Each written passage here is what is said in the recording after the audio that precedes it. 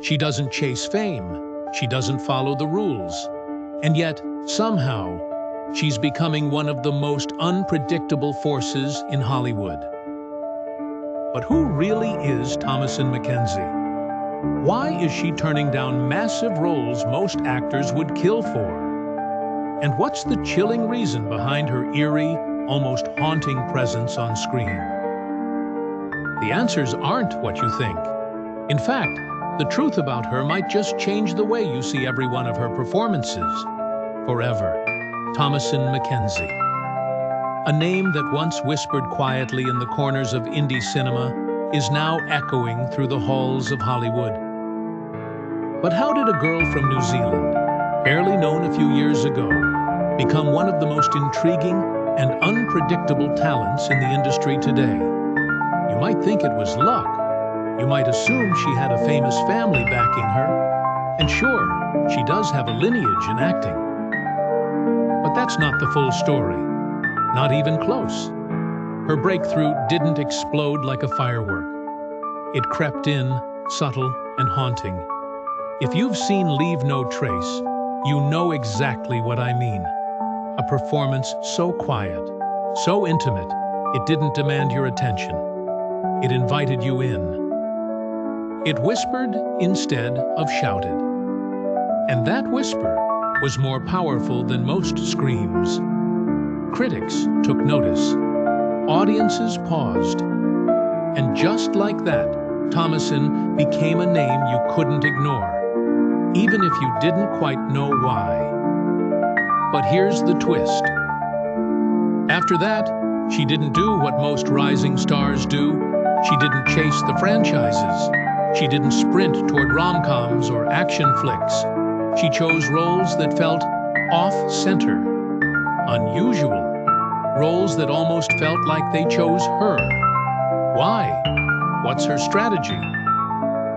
Is there even a strategy? There's a strange pattern in her choices. From Jojo Rabbit, where she plays a Jewish girl hiding during the war, to Old, where time becomes a terrifying prison. And then Last Night in Soho, where she dives headfirst into psychological horror. Shifting between timelines and identities. None of these are easy roles, none of them are safe. So what drives her? Thomasin once said in an interview that she's not drawn to fame. She's drawn to complexity, to characters who are lost, who are looking for something, even if they don't know what it is. Maybe that's why she plays isolation so well. Maybe that's why every time she's on screen, it feels like we're being pulled into a quiet storm. But here's what most people miss. There's something uncanny about how she uses silence. In almost every film she's in, there's a moment, a long pause, a glance, a breath, where nothing is said, but everything is felt. How does someone so young understand the weight of stillness? That's not taught. That's not rehearsed. That's instinct. That's presence. What's also fascinating is her refusal to become predictable. One moment, she's the emotional anchor in a film filled with chaos. The next, she's the chaos itself. And yet, there's always this thread of vulnerability. Even when she's strong, you can feel her trembling beneath the surface. It's not weakness, it's humanity. And let's not forget, Thomasin didn't grow up in Los Angeles. She grew up oceans away from the industry, in Wellington, New Zealand. Her mother, Miranda Harcourt, is a respected actress and acting coach. Her grandmother, a dame in the arts. So yes, the roots are there. But Thomasin didn't just inherit a legacy. She carved her own path, not louder, but deeper. Here's something that might surprise you. She's turned down major roles, roles that could have launched her into mainstream fame overnight.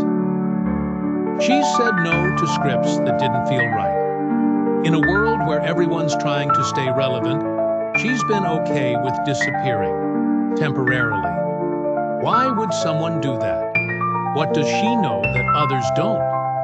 Maybe she understands that slow burns last longer than fireworks. That mystery keeps people watching. That when you don't give everything away, people lean in closer. Think about it. When was the last time you saw a young actor and genuinely didn't know what they were going to do next?